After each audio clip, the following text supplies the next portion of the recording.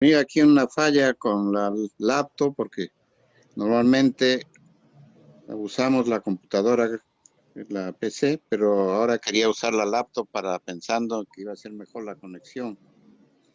Sin embargo, no hemos podido ingresar, sino hasta ahora estoy ingresando con el celular, ¿ya? Mil disculpas, por favor.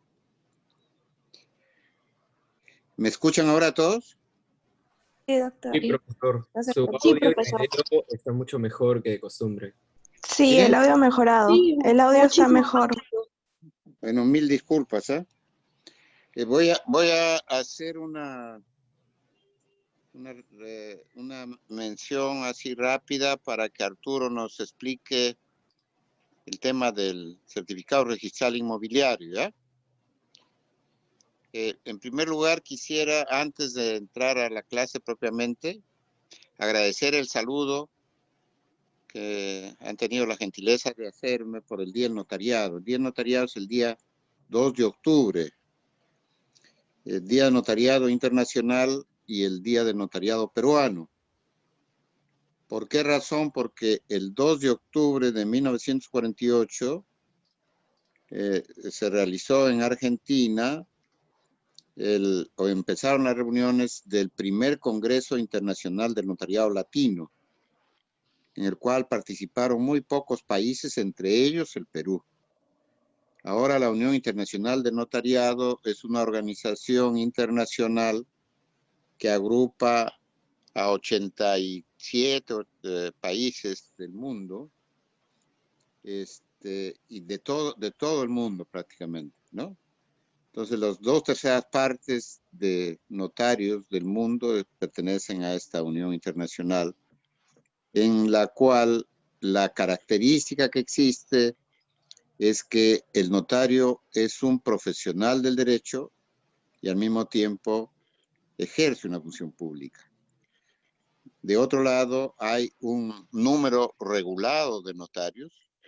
Antes se hablaba de un número cerrado, pero ahora se habla con mayor propiedad de un número regulado que depende del volumen de la población por un lado, pero también de otros aspectos como por ejemplo la necesidad de la población y la infraestructura notarial, aspectos que se consideraron en la ley 26741, que fue la ley que derogó los decretos legislativos 836 y 872, de los cuales hemos hablado en alguna oportunidad.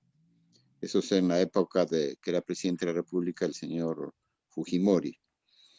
Entonces, el número de notarios ahora se determina de acuerdo al decreto legislativo 1049 por número de habitantes. Por cada 50.000 habitantes un notario. Pero el Tribunal Constitucional también ha enmendado este aspecto, ya ha dicho que se considere otros aspectos como el aspecto de la comercial, etcétera, ¿no? Las operaciones. En realidad el número de notarios no puede ser mucho ni poco. Si es muy poco, se resiente la colectividad, la sociedad, y si es demasiado, se resiente el ejercicio profesional. Entonces, eso es interesante. En este momento, por ejemplo, hay en el Perú hay un proyecto de ley por el cual se pretende ampliar el número de notarios. Inicialmente incluso se pretendía ampliar este número de notarios en una forma muy poco técnica, porque se hablaba de 25.000 habitantes, y es verdad que el decreto legislativo 1049 no es muy técnico en esto, porque solamente alude a la población. Y repito, era mejor la modificación que hizo la ley 26741, que lamentablemente ha sido derogada, en la cual se hablaba que una comisión en la cual iba a estar el primer ministro, iba a estar representar las municipalidades, el Instituto Nacional de Estadística, determinara el número de notarios en función de las necesidades de la población, del volumen contractual y la infraestructura notarial. Además, por supuesto, de la población económicamente activa. Entonces, una de las características de este notariado al que pertenecen estos países de la Unión es que el notario es independiente del abogado. Hay algunos países como por ejemplo en el Caribe, en la zona caribeña, en la cual el notario ejerce también la función como abogado, pero eso es, digamos, una distorsión. Eso no es lo ideal. Lo ideal es el sistema parecido al nuestro. Y otra cosa que quería comentarles es que en otra característica es que la esencia o el instrumento notarial por excelencia es la escritura pública en estos países. O sea, el documento o instrumento principal es la escritura pública, que ya ustedes conocen y que tiene esta característica de la protocolización, esta característica protocolar de suyo, ¿no? O sea, desde el inicio es un instrumento protocolar, que no se pierde nunca por eso, ¿no? Y ya les he dicho incluso que en el Perú nosotros tenemos en el Archivo General de la Nación el libro ambulante de los conquistadores o protocolo ambulante de los conquistadores que está en el Archivo de la Nación y que eventualmente se puede pues consultar, ¿no es cierto? Y ahí están los contratos de Pizarro, de Almagro, de Hernando de Soto, etc. Y otro aspecto central, en mi opinión, es la existencia de un arancel. Nosotros hasta el decreto legislativo 872, que se sancionó justamente en la época del señor Fujimori, teníamos arancel. Y en este decreto legislativo 872 se eliminó el arancel considerando que se puede dejar a los notarios que pacten, digamos así, de acuerdo a la ley de la oferta y la demanda con los usuarios. En lo personal, yo estoy en contra de eso porque así como hay un determinado número de notarios, un número regulado, debiera haber también un arancel para proteger a la población y que el notario pueda cobrar, digamos, en función de su actividad y de acuerdo a lo que apruebe el Colegio de Notarios o el Consejo Notariado. Bueno, pero desde esa época ya no se ha eliminado esta opción de oferta y demanda, que repito, en lo personal no me parece correcto. Me parece que debe haber, de todas maneras, un arancel, ¿no? Entonces, esos son los 4 aspectos sustanciales que consideramos importante para la característica del notariado de tipo latino. Y el aspecto central es que este profesional del derecho tiene pues una característica, por un lado, privada y por otro lado, pública. Es lo que Rodríguez Adrados, que es un notarialista español ya fallecido, decía, es algo esencial, es una característica inescindible. Es una característica inescindible para el notariado. Y es una función compleja, efectivamente, que es una función compleja y esta característica público-privada le da mucha fuerza, pero al mismo tiempo implica una debilidad, ¿no? Implica una debilidad, porque hay pues connotaciones en ese sentido que tenemos que tener en cuenta. Pero de otro lado, les quería decir que hay países, por ejemplo, los países de la órbita socialista, que antes pertenecían al notariado de tipo administrativo, están migrando al notariado parecido al nuestro. Entonces, de la Unión Internacional entre los países que ahora forman parte de la Unión Internacional de Notariado, están, por ejemplo, Rusia, China, ¿no? Que se ha incorporado, ¿no? China, tremendo cantidad de gente que tiene, ahora forma parte del sistema de notariado latino. Y en un país pequeñito, pero con una gran población, una gran organización como es Japón, por ejemplo, siempre ha habido notario latino. Y se hizo un estudio por una empresa que se llama Tillingas, donde se comparaba cuánto era lo que se gastaba en administración de justicia en países como Estados Unidos y países europeos, ¿no? Y europeos y bueno, también en Japón, que para comparar, se hizo varios estudios por esta firma Tillingas, llegándose a la conclusión de que en Estados Unidos el índice o el porcentaje de gasto por administración de justicia del PBI es del 2.5%. En cambio, en los países europeos con los cuales se comparó y también con Japón, es del 0.4 al 0.8%. Ustedes imaginen una gran diferencia. Por eso es que es importante que se sepa que el sistema de notariado latino al que nosotros pertenecemos es en este momento el que tiene una mayor proyección a nivel internacional. Ahora, ¿qué hace el notario? El notario no solamente da fe y da forma, sino que en nuestro país se dedica a hacer trámites no contenciosos, que algunos países llaman jurisdicción voluntaria, pero paralelamente el notario hace una serie de actividades como por ejemplo controla el pago de impuestos, controla el tema de el lavado de activos, ¿no es cierto? El notariado en el Perú es la segunda fuerza, después de los bancos, que hace informes a la unidad de inteligencia financiera. Sí, Alexandra. Profesor, buenos días. Bueno, Buenos feliz días. día del notario atrasado. Ya Muchas que gracias, Alexandra.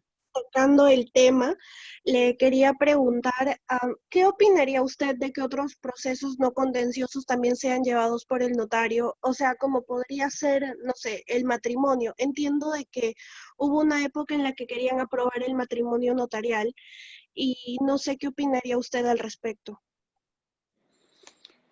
Mira, Alexandra, muchas gracias por tu pregunta.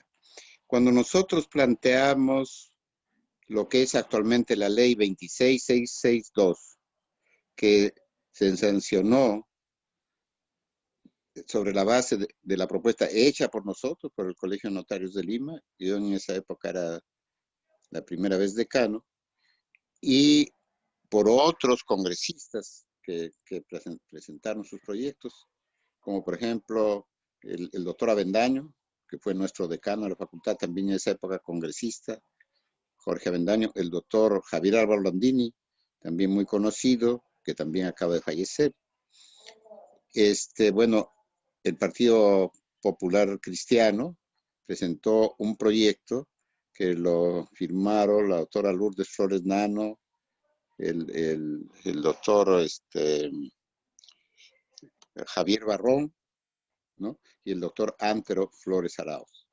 Entonces, hubieron otros dos proyectos más, pero estos son más importantes. Lo más importante, pero entonces, hola, ¿me escuchan? Lo más importante son nuestro proyecto, el proyecto que presentó el Colegio de Notarios y el proyecto que presentó la doctora Flores Nano con el doctor Flores Arauz y el doctor Cabrejos, ¿no? Este proyecto con el nuestro se fusionaron y fueron digamos, la base para la ley, que es actual, la ley 26662. En ese momento a nosotros nos plantearon la posibilidad de que todos los asuntos no contenciosos previstos en el Código Procesal Civil pasaran a sede notarial. Nosotros en ese momento, como no queríamos que la experiencia fuera negativa, planteamos que solamente nos dieran algunos procesos. Entonces nos dieron solamente 6 procesos o procedimientos a pedido nuestro, ¿no? ¿Cuáles eran? Por ejemplo, sucesión intestada, rectificación de partida, patrimonio familiar, recepción de testamento cerrado, adopción de personas capaces, ¿no es cierto? Y en ese momento también en nuestro proyecto planteamos que se hiciera la separación convencional y el divorcio ulterior. Sin embargo, no obstante que la Comisión de Justicia accedió a nuestro planteamiento, en el Pleno la presidenta de entonces no quiso someter a votación este tema de la separación convencional y el divorcio. Y entonces, ¿cómo se llama? Este tema de la separación convencional y el divorcio se presentó después, 10 años después más o menos, y ahora sí tenemos ya la separación convencional y el divorcio. En cuanto al matrimonio, en lo personal, yo no estoy 100% seguro, porque en el caso del divorcio, por ejemplo, la separación convencional, sí había una necesidad, porque los jueces se demoraban mucho, y entonces había una necesidad de introducir una posibilidad. Y entonces, nosotros incluso planteamos que esta competencia sea optativa entre el Poder Judicial y los notarios. Y así es una posibilidad que tiene el usuario de ir o al juez o ante el notario. Y tratándose de la separación convencional y el divorcio, también ahora, por ejemplo, hay una competencia entre notario, juez y municipalidad, que en la municipalidad es bastante discutible en la medida en que, como no hay ahí propiamente abogados, etcétera, entonces se puede descuidar algún aspecto. Y en ese sentido, en relación con el matrimonio, algunos colegas están de acuerdo con eso. Hay países en los cuales el notario sí celebra matrimonio, como por ejemplo en Colombia, pero el tema es que pudiera ser, pero hay otros aspectos probablemente más urgentes, ¿no? Hay problemas quizá más necesarios, pero no habría ningún inconveniente en que pudiera pedirse o replantearse el tema del matrimonio en sede notarial, ¿no? No sé si te satisface mi explicación, Alexandra, o quieres hacer una aclaración o algo que quisieras complementar. Está bien, doctor. Muchas gracias. Ya, muchas gracias a ti. Bueno, entonces, yo he aprovechado esto para darles una visión poco general sobre lo que significa, pues, el notariado en el Perú. Y volviendo a nuestro tema ya registral, la mayor cantidad de instrumentos que llegan al registro provienen de la sede notarial, provienen de los notarios. Y por eso hemos hablado de que hay un principio, que es el principio de autenticidad previsto en el artículo 2010 del Código Civil. Otros le llaman, por ejemplo, García, le llaman titulación auténtica. Y entonces se presenta el instrumento público que proviene de un funcionario público o proviene de un notario, que no es propiamente un funcionario público en nuestro país, aunque sí cumple una función pública. Por eso podríamos decir que es un oficial público, pero es un profesional del derecho. ¿Y qué va a hacer el registrador? Una vez que se inicia el procedimiento, en base al principio de rogación, el título, que así se llama el documento que accede al registro y que va a calificar el registrador, el título adquiere categoría registrada y hay un determinado tiempo que tiene lo que se llama el asiento de presentación. ¿Y por qué es importante el asiento de presentación? Por varias razones. La primera de ellas es que automáticamente este título va a impedir que cualquier otro título que haya ingresado con fecha posterior sea calificado, ¿ya? Entonces, esto tiene que ver con el principio de prioridad al que ya también nos hemos referido tangencialmente. Hay una frase en derecho romano que dice prior tempore, potior iure, o sea, primero en el tiempo, poderoso en derecho. Entonces se califica el título que ingresa primero, así sea por minutos, segundos. ¿Y qué va a hacer el registrador? El registrador va a calificar el título. Este es el famoso principio de legalidad, que otros también le llaman principio de calificación. Todas las presentaciones ahora se hacen a través del notario, o si no, digamos, básicamente también se está implantando un sistema digital, ¿no? Para seguridad, que antes era en algunos títulos y ahora básicamente la idea es que poco a poco sea todos los títulos. Y entonces, ¿qué va a hacer el registrador? El registrador va a tener 7 días para calificar el título. Y me refiero a que el asiento de presentación tiene 35 días hábiles, es decir, 35 días en que trabaja el registro. Y los primeros 7 días, el registrador debe calificar el título. Y los últimos 6 días debe inscribir el título. Entonces, y el interregno, el intervalo, digamos, estos días que quedan, van a ser usados para que se subsane las observaciones o se proceda al pago si es que el título ha salido liquidado. Entonces, ¿qué opciones tiene el registrador? El registrador tiene 3 opciones. Primero, si encuentra que el título no tiene ningún problema, puede inscribir el título. En segundo lugar, ¿qué pasa si él encuentra que el título no puede inscribirse de ninguna manera? Por ejemplo, disculpen la redundancia, por ejemplo, tratándose de la inscripción de acciones de una sociedad. Si le plantean al registrador que se quiere inscribir el cuadro de acciones de una sociedad, no va a ser inscribible, entonces va a tachar el título. Tacha significa que hay un aspecto insalvable, que no se puede salvar, y que por lo tanto el título va a ir a la tacha. Pero el registrador puede encontrar que el defecto no es insubsanable, sino que puede ser subsanado.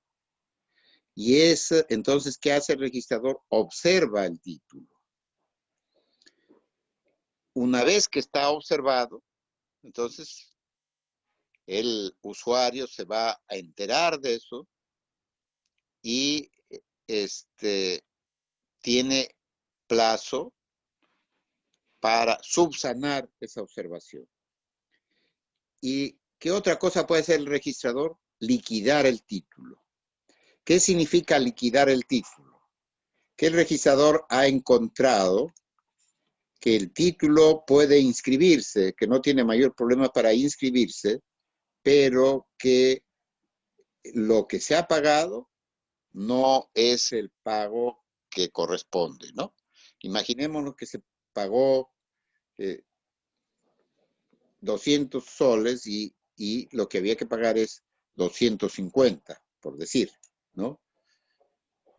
aunque ahora en registro lo que se hace es preliquidar el título, y entonces o se paga lo mínimo o se paga lo de la liquidación. Y entonces, de la preliquidación. Sin embargo, incluso a veces se ha dado el caso de que la preliquidación ha sido mal hecha y entonces yo he tenido, por ejemplo, un caso de una inscripción que se solicitó y el registrador preliquidó y al final liquidó por un sol más y ahí vino la pandemia. Imagínense ustedes todo el problema que se creó porque dándose esa situación de una cosa totalmente pues injusta, ¿no? Y ustedes dirán, bueno, por un sol, pero lamentablemente así es. Y cuando a uno lo liquidan, uno puede ver las cosas desde una visión positiva y decir, bueno, ya sé que no me va a observar el registrador, pero desde una posición negativa, dice, ay caramba, por un sol me tienen parado tantos meses, ¿no? Pero así es el tema, pero de todos modos, en principio, que le liquiden el título es positivo y lo único que hay que hacer es pagar el mayor derecho, ¿no? O sea, si el título ha salido liquidado, se paga el mayor derecho y se tiene inscrito el título, ¿ya? Ahora, ¿qué va a calificar el registrador? Ya dijimos los aspectos que va a calificar. Primero, la legalidad de los documentos. Habíamos comentado, por ejemplo, que si venía un título en la que es un parte notarial, proveniente de un notario que tiene competencia provincial en Lima y aparece ejerciendo en Trujillo, obviamente eso no cabe. Pero puede darse el caso también de que el parte no esté firmado, ¿no es cierto? El parte puede estar rubricado por el notario, pero al final falta la firma. Entonces, el registrador lo va a observar. Es un aspecto que tienen que ver el aspecto formal del título. Y otro tema era el de la capacidad de los otorgantes en virtud, ¿no? No de la comparecencia, porque el registrador no tiene contacto con el público.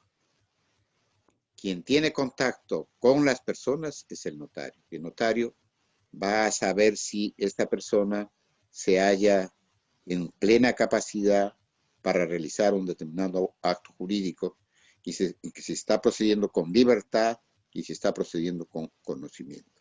Pero el registrador no. El registrador lo que va a analizar es la capacidad en función de los datos que tiene en el registro. Como por ejemplo, puede aparecer en el registro personal una limitación, ¿no es cierto? O puede tratarse de un poder que ha sido revocado. Entonces, eso va a analizar el registrador. Y el otro aspecto importante a considerar y que también es bastante discutible es que el registrador va a analizar la validez del acto, ¿no? La validez del acto. Y allí hay discusión porque se dice, por un lado, el notario ha validado un acto y la escritura pública solamente puede ser dejada sin efecto por una decisión judicial. Pero mientras no sea así, tiene plena validez. Sin embargo, si hay una observación por parte del registrador, porque hay un criterio diferente al criterio del notario, entonces tenemos ahí una situación un tanto anómala, porque hay un título válido desde el punto de vista notarial, pero ese título, esa escritura pública no puede inscribirse porque hay un criterio diferente de parte del registrador, ¿no? Entonces, eso es bastante, pues, discutible, ¿no? Ahora, el registrador no puede hacer ninguna observación este rigor de calificación no puede usarlo tratándose de documentos provenientes del Poder Judicial, porque incluso puede ser denunciado por resistencia a la autoridad, ¿no es cierto? Entonces, aquí hay un nivel también de discusión, si se quiere, porque se enerva totalmente la capacidad del registrador de analizar los documentos provenientes del ámbito judicial, no obstante que pueden estar equivocados. Sin embargo, lo único que puede hacer el registrador en estos casos es pedirle al juez que aclare algo, o sea, una suerte de decir, bueno, señor, aclare este tema, ¿no? Pero es la opción del Código Procesal Civil ha sido esa, es decir, antes de que hubiera el Código Procesal Civil, el registrador sí podía observar los títulos, es decir, los partes que venían de sede judicial. Pero después ya no, sino solamente hacer una interrogante, o sea, formular una interrogante al juez. Ahora, tratándose de los casos en sede notarial que se refieren a los asuntos no contenciosos, antes también el registrador cuestionaba algunos aspectos de estos procedimientos, pero después ya se ha orientado a que esto, digamos, no se haga, pero no hay una disposición legal como si hay, tratándose del artículo 2013 de los jueces, ¿no? Otro tema que quería decirles es que el procedimiento registral es un procedimiento especial, es un procedimiento administrativo, pero es un procedimiento especial que se diferencia del procedimiento administrativo general. ¿Por qué? Por algunos aspectos interesantes. Por lo pronto, por ejemplo, el registrador no emite resolución. En un procedimiento administrativo hay un pronunciamiento de un funcionario y hay una emisión de resolución. En el ámbito registral, el registrador lo que va a hacer es emitir una esquela de observación, una esquela de liquidación, una esquela de tacha, pero no hay allí una resolución propiamente. Y de otro lado, también hay diferencia en lo que se refiere a los recursos impugnativos. Porque si se trata, por ejemplo, del ámbito registral, el registrador formula una observación y el usuario le puede objetar, le puede decir, señor, pronúnciese nuevamente sobre este tema porque hay esta arista que usted no ha visto, lo que sea. ¿Y esa cuántas veces puede hacerlo? Varias veces, siempre y cuando esté dentro del plazo que hemos mencionado, es decir, hasta el 17º día anterior al vencimiento del asiento de presentación que hemos dicho, que rige en principio 35 días. Entonces, hasta esa fecha se le puede hacer varias veces objeciones al registrador. De otro lado, tratándose del procedimiento administrativo, si se quiere apelar, por ejemplo, hay un plazo, ¿no es cierto? Hay un plazo de 15 días de comunicada o de la resolución. En cambio, tratándose del procedimiento registral, hay que tener en cuenta el plazo de vigencia del asiento de presentación. O sea, la apelación se tiene que producir siempre y cuando esté vigente el asiento de presentación, que es de 35 días útiles. Vencido este plazo, ya no cabe apelación. O sea, ven ustedes ahí que hay una diferencia interesante. Y lo que se ha dicho siempre, hasta antes de la ley 3313, es que no se podía interrumpir el trámite de un título que venía inscrito y hasta antes de esta ley 3313 se podía, por ejemplo, conocer que se estaba usando un título falso, ¿no? Pero el notario ni nadie podía interrumpir, porque decía, no cabe de ninguna manera. ¿Y qué se hacía? Bueno, de alguna manera se comunicaba, se suscitaba dudas en el registrador, pero no cabía interrumpir este procedimiento administrativo. Sin embargo, ahora sí, en base a la ley 3313, el notario, el juez, el cónsul o el árbitro pueden oponerse al trámite una vez que, o sea, se ha demostrado que hay falsificación de documentos o suplantación de personalidad de los contratantes. Entonces sí se puede interrumpir.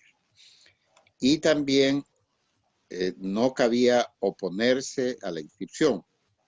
Sin embargo, mediante esta ley, con la finalidad de evitar los fraudes, puede incluso ya estando inscrito hacer una, digamos, una modificación, una corrección. Habíamos dicho que la ley 3313 modificaba el Código Civil y modificó también el decreto legislativo del notariado para que los títulos, para dar mayor seguridad al registro. Y por eso es que era importante el estudio, no solamente de los asientos, sino también el estudio de los títulos. Porque si bien el Código Civil, cuando legisló sobre el artículo, sobre el principio de fe pública registral contenido en el artículo 2014, se refería a que uno de los requisitos para considerar a la persona como tercero registral, es decir, como adquirente que puede consolidar su inscripción, así se caiga el derecho del transmitente, y siempre y cuando tenga buena fe y cumpla otros requisitos, pero lo que decía el 2014 original era que no aparezca en el registro ninguna causal de nulidad, anulabilidad, rescisión o resolución, que no aparezcan en el registro. El reglamento general, en mi opinión, contradiciendo y violando el código por el nivel jerárquico, había modificado, introduciendo una variación en el sentido de que lo que había que revisar era el asiento y no el título. La exposición de motivos del Código Civil, o sea, los expositores de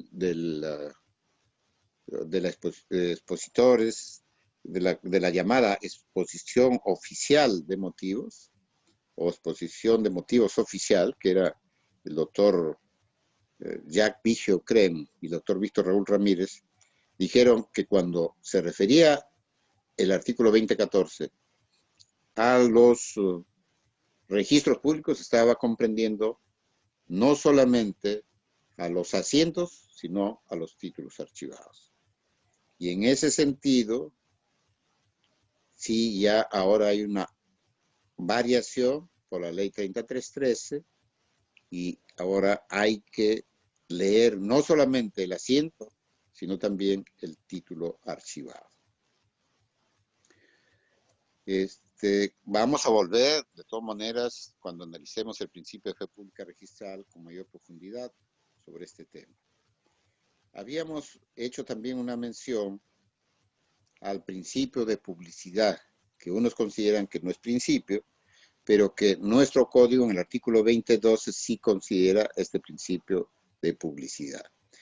Y hay una publicidad sustantiva, ¿no? Y hay una publicidad formal o adjetiva. La publicidad sustantiva significa la cognoscibilidad que se debe tener. Es decir, si bien hay una ficción o una, ¿cómo se llama?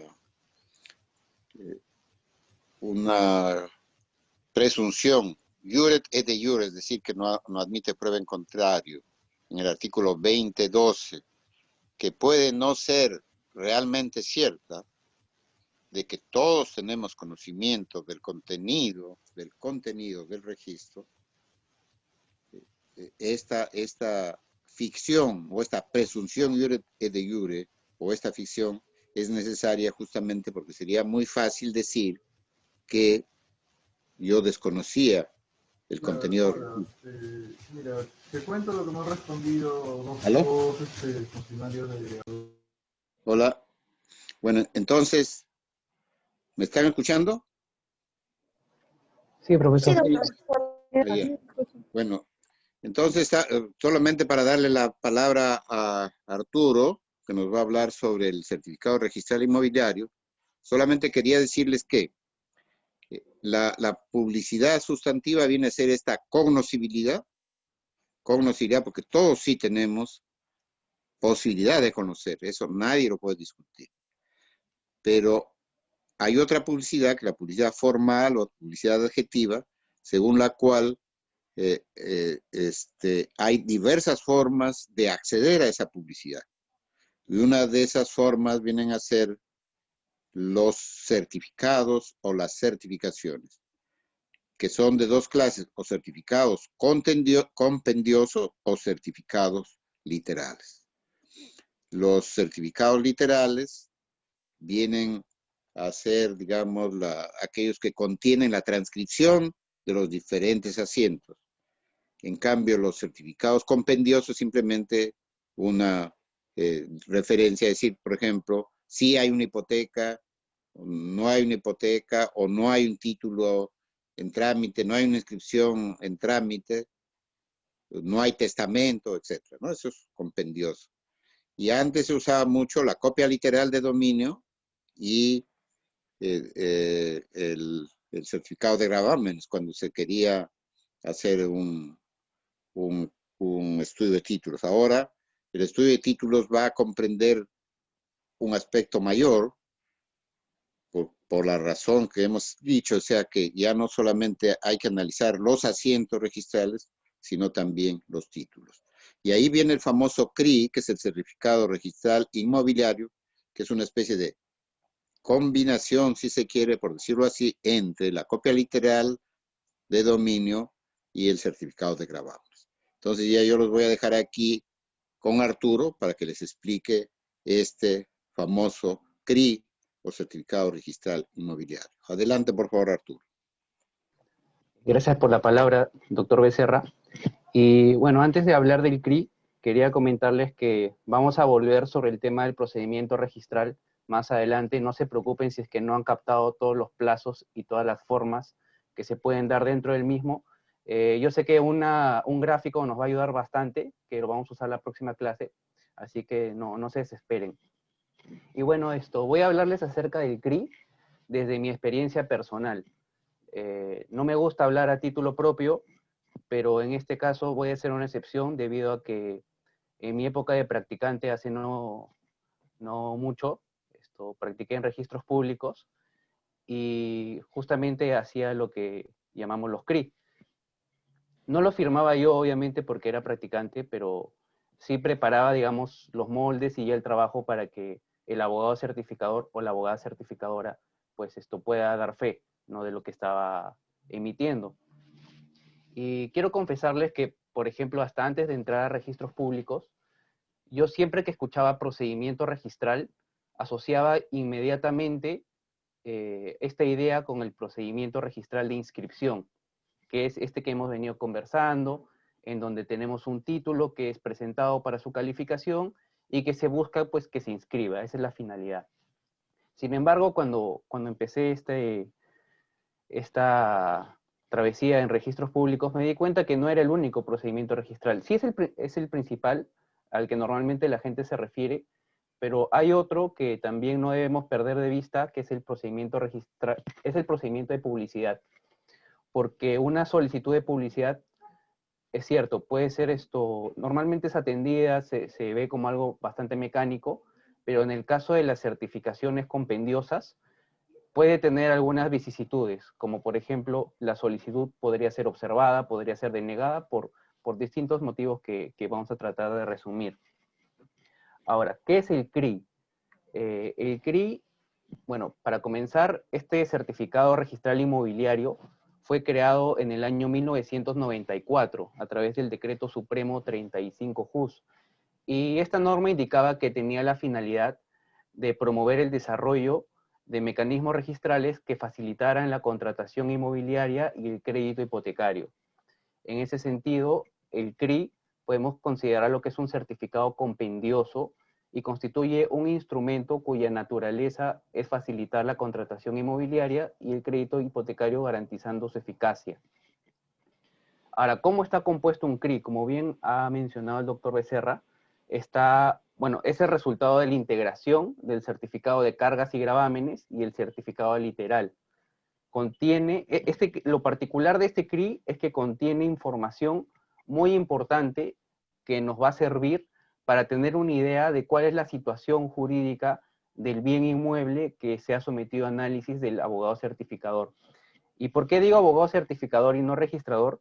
Es cierto que la norma dice abogado registrador o certificador, pero en la práctica lo que hoy sucede es que los registradores están más abocados a ver el procedimiento registral de inscripción y ya no tanto hacen la labor de publicidad, porque la SUNAR pues ha contratado abogados que se dedican exclusivamente a esa función, que era, en mi caso yo apoyaba a una abogada que era, su función principal era hacer CRI. Ahora les voy a compartir un CRI que ha sido emitido hace poco para mostrarle cómo está compuesto. A ver. ¿Lo pueden ver?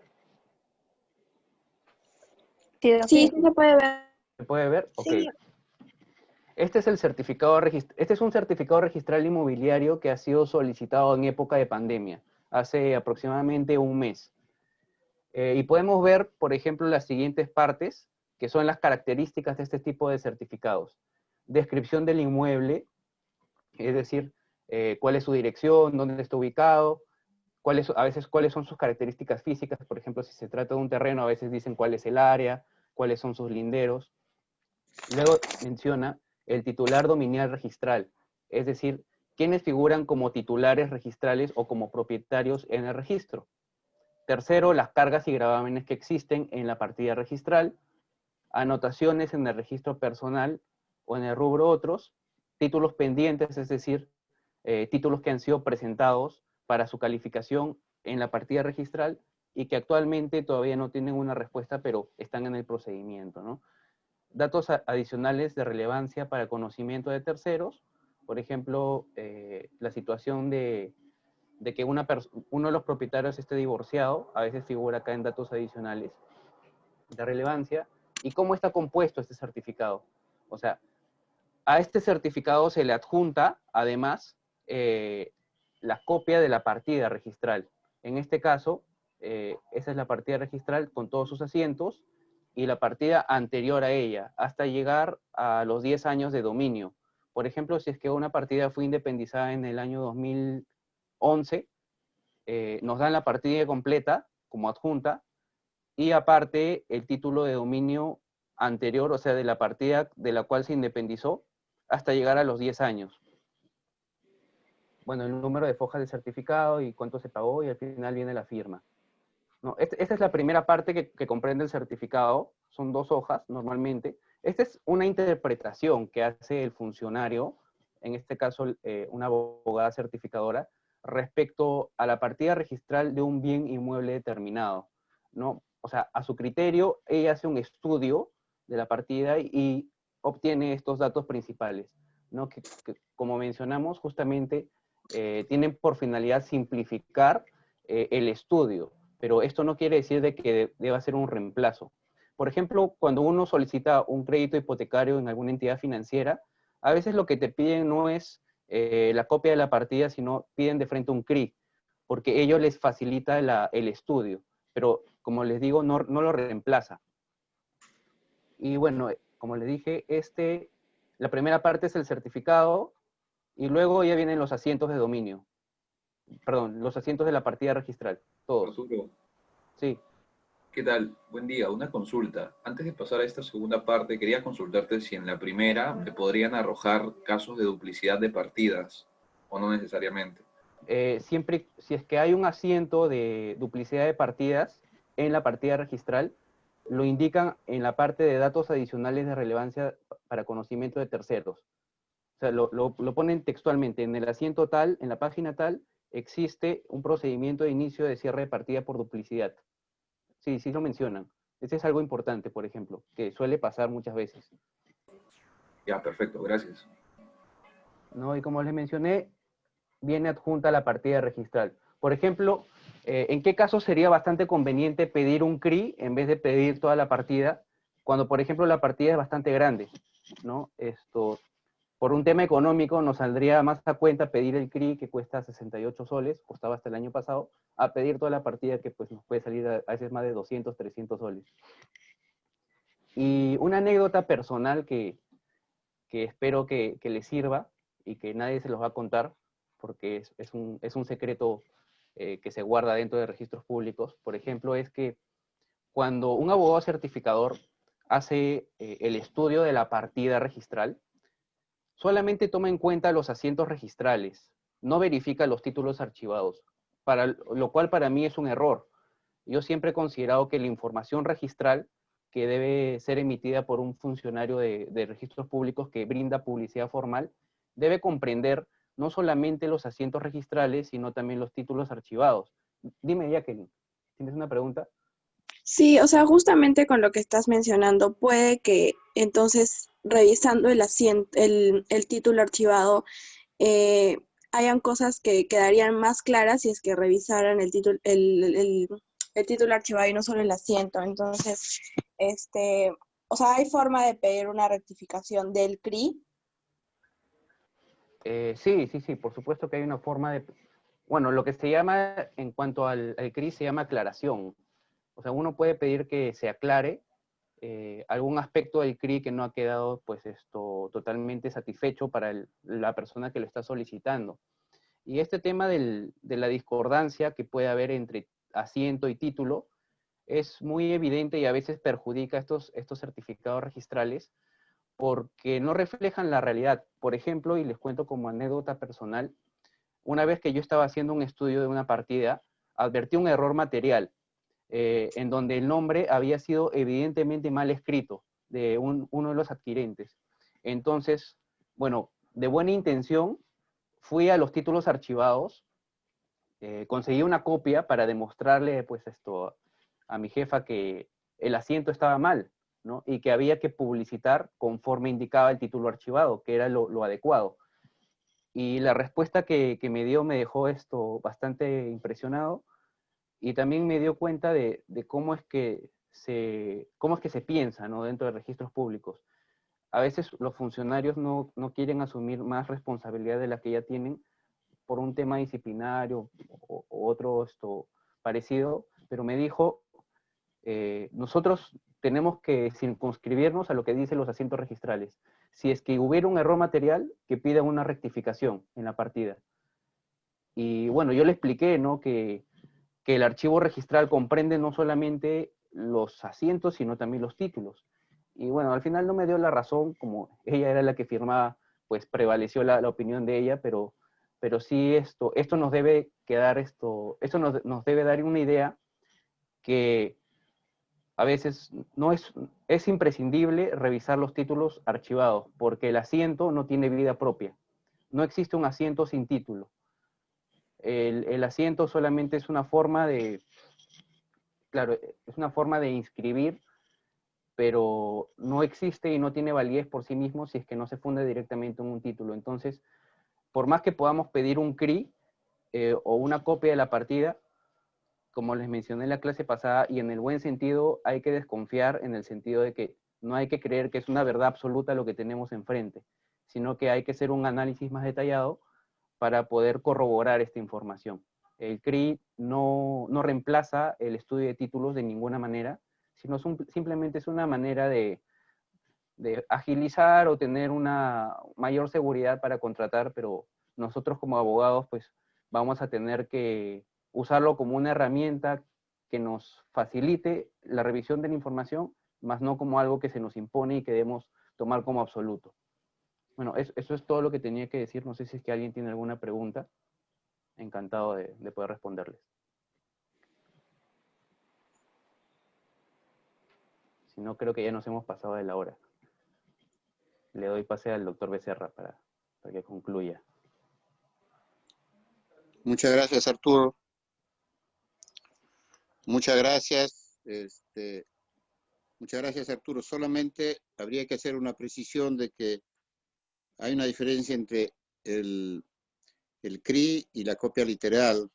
¿Cuál es la diferencia? La intervención del registrador, ¿no es cierto? Que el estudio de la copia, o sea, la copia literal va a ser las conclusiones que se obtengan, va a ser del abogado que haga este estudio, que naturalmente tiene que ser complementado ahora con el estudio de títulos, y en cambio en el CRI ya el registrador ha hecho un estudio, ¿no? Pero en ambos casos naturalmente se requiere que se profundice si se quiere realmente hacer un estudio de títulos. Muchas gracias, Arturo, muchas gracias a todos ustedes, mil disculpas por los inconvenientes técnicos. El tiempo que hemos perdido veríamos una forma de recuperarlo ya coordinando con Alexandra, ya que es su delegada. Muchísimas gracias y nos vemos entonces el jueves porque han dicho que no hay ahora día no laborable el jueves, o sea que hasta pasado mañana. Muchas gracias, gusto saludarlos, ya que tengan un bonito día. Gracias, doctor. Gracias, Arturo. doctor. Gracias. Gracias, doctor. Hasta luego. Gracias, Arturo. doctor. Muchas gracias, Arturo. De nada, doctor.